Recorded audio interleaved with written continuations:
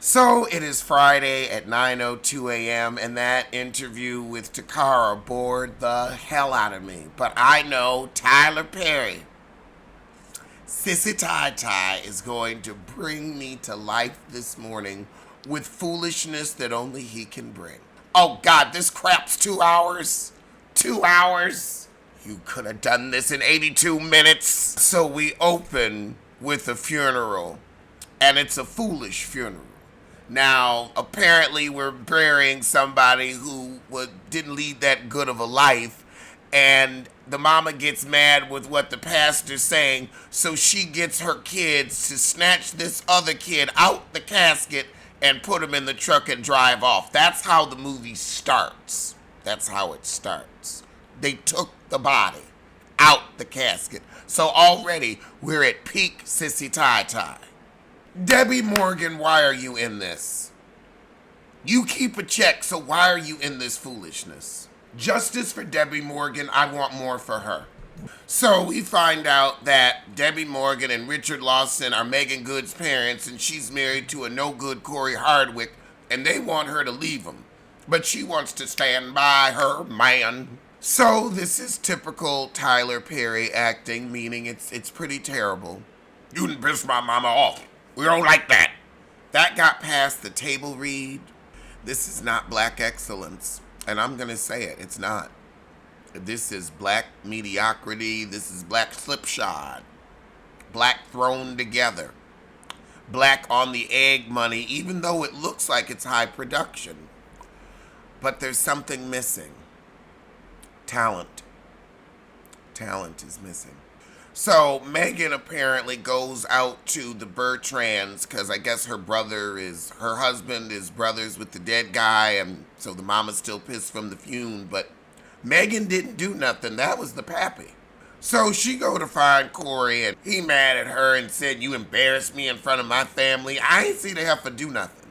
I saw you shimmying with a corpse. That's what I saw. Megan didn't do nothing. You were playing with a corpse. A corpse. A corpse is a corpse, a corpse is a corpse. You got death on your hands, but you want to blame her. Sissy Tai Tai. You're not liking me for the way that I am and the way that I do things. Like the emotion is all over the place. This is just so poorly done. You can tell this is all in one take. It's very Drew Sidora. I feel the spirit of Drew Sidora in the room. So Megan eventually goes to her car to wait for him because they was sitting in an old truck that he used to work on. But she falls asleep waiting for him, and the mama tap on the window and is like, get off my land, he's gone and I ain't telling you where he went. So she heads to the local honky tonk to see if he's there.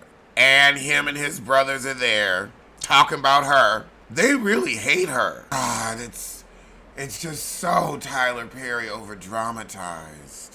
So his brothers are at the bar. They tell her, wait in the car, we'll send him out. She goes to the car and she runs into Benji, I guess an old flame. But of course they see her talking to him and they come out all upset. The brothers are like, oh, you talking to her? You ain't learned your lesson? You want us to put you in the hospital again? She trying to get her man to go home. God, then he want to fight her for the damn keys. So then he get to fighting with the older brother. So then later that night at the house, she trying to comfort him, and he said his mama made him kill his daddy, and he ain't no good, real down on himself. She telling him, you're good at heart, make him good indeed, shit. So the next morning, she wants to talk about that little murder confession, but he don't know what she's talking about. He got to go to work and don't want to talk. Oh, God. I don't understand. This is a very Marceau of a man. I don't get how men like this get rid of them. So her and her friend are driving to work, and her friend talking about the casket incident, and Chris knew about it. I don't know how he found out, but he got all them showbiz connections. He knew about it and would not tell me. He's just like, you just have to watch the movie. It's so incredible. He knew. Her friend's name is Rona. Rona, as a character, not Rona. Tyler, So she gets home from work and they supposed to go out to dinner. She wants to shower. He wants to leave first. So he just leave her at the damn house and go to the restaurant without her. Meet the couple without her too. So her friend go to pick her up and bring her to the dinner. Then she try to talk to her husband. Oh, we come here all the time. He don't even look at her. Why are y'all together? God, then he gonna say black women ain't shit. When the last time they supported us? She been putting up with your ass all movie. God, he is exhausting. So I guess he's acting is on point. I'm feeling it. I'm feeling the irritate.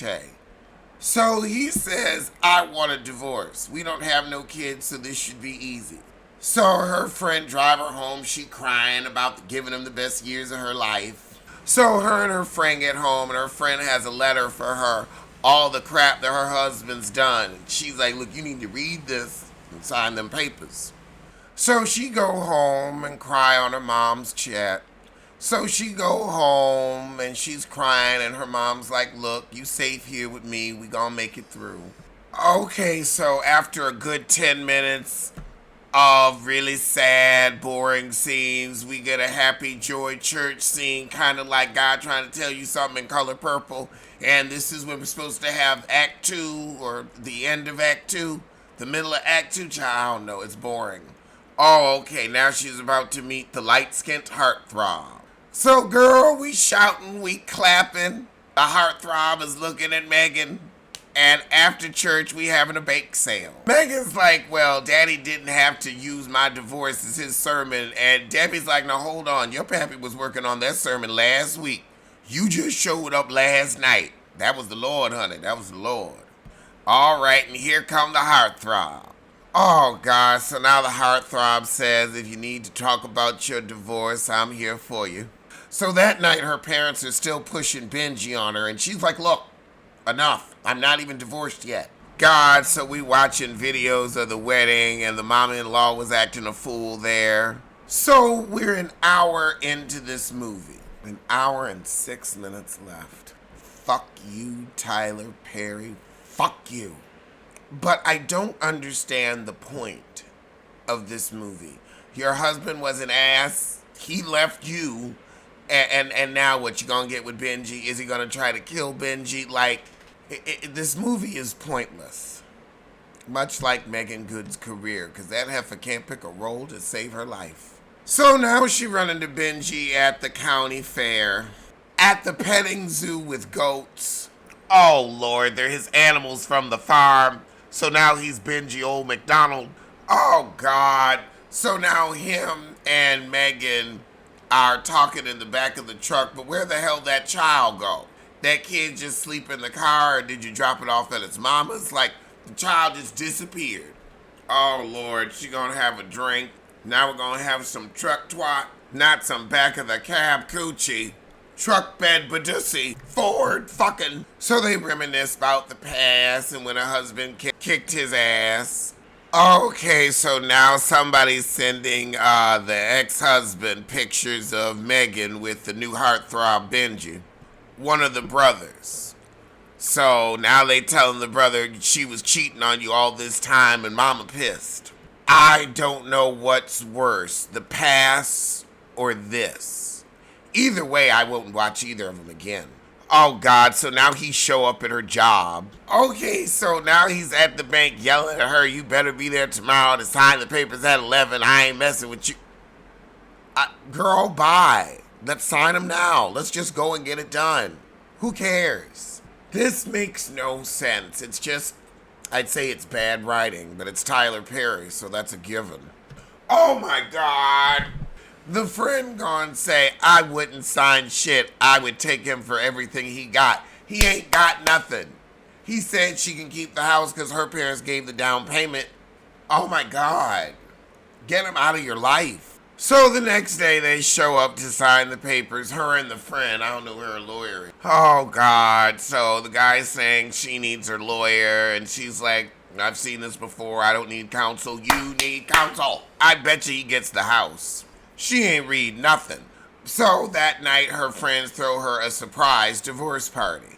And here we've got the shirtless black men. I was waiting, Tyler. I was waiting. I know you was backstage greasing them up personally.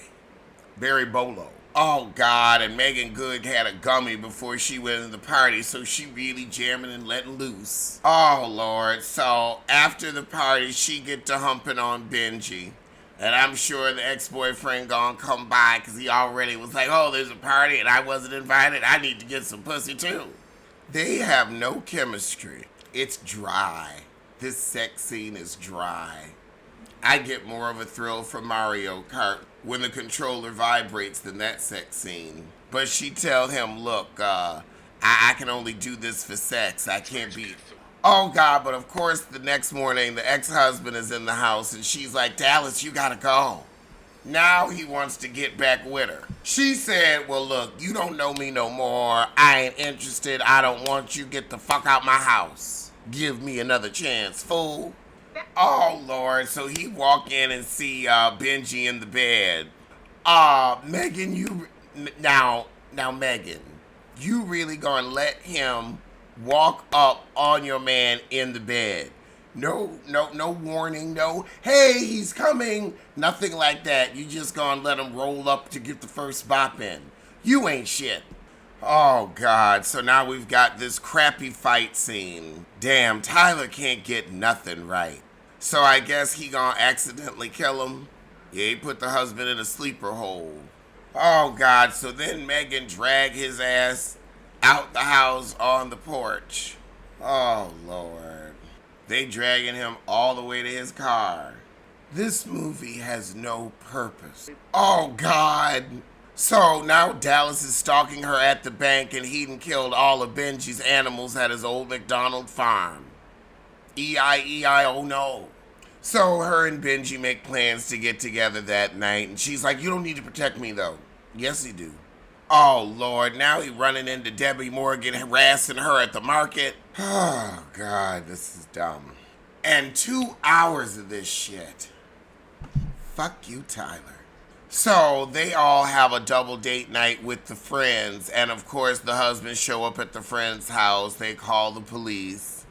Oh, God, now Richard Lawson gonna go over with a gun to kill Dallas. So she called her daughter and is like, hey, your daddy gonna kill your ex. So the daddy pulls up. Oh, Lord, now Richard Lawson getting his ass beat by the Berlin boys. I mean, you took your dumb ass over there. He got shot in the leg and everything. So we at the hospital and the sheriff is like, well, they said Dallas didn't do it. He took his happy ass to their property with a gun and started shit. He deserved that ass whooping. Oh, God. Why the hell is she on the phone with her ex saying, I'm on my way to make love to Benji at my house? Why are you telling him where you're going? Oh, Tyler. This is not how you want to spend your Friday morning to early afternoon. I had to take a nap at intermission. These movies are so bad, they need an intermission. So Ava's at her house and we hear the glass break. He's busting in. And he rough her up, but she go on and kill him with the gun that her pappy gave her. Oh, thank God, it's over. That was terrible. Fuck you, Tyler. Fuck you, Megan. Fuck you, Corey. This was awful all around. This had no point. This had no purpose. It was dumb. Dumb. Dumb. Oh, it was awful. Jesus Christ. Thank God that's over. That was a punishment. A punishment. But I would like to thank you all so much for helping us reach our GoFundMe goal. RHEI still owes me thousands of dollars, and I will be pursuing legal action. Thank everybody so much for your help. Me and Chris, we appreciate it from the bottoms of our heart. And thank God that's over. Let's get to Housewives of Orange County.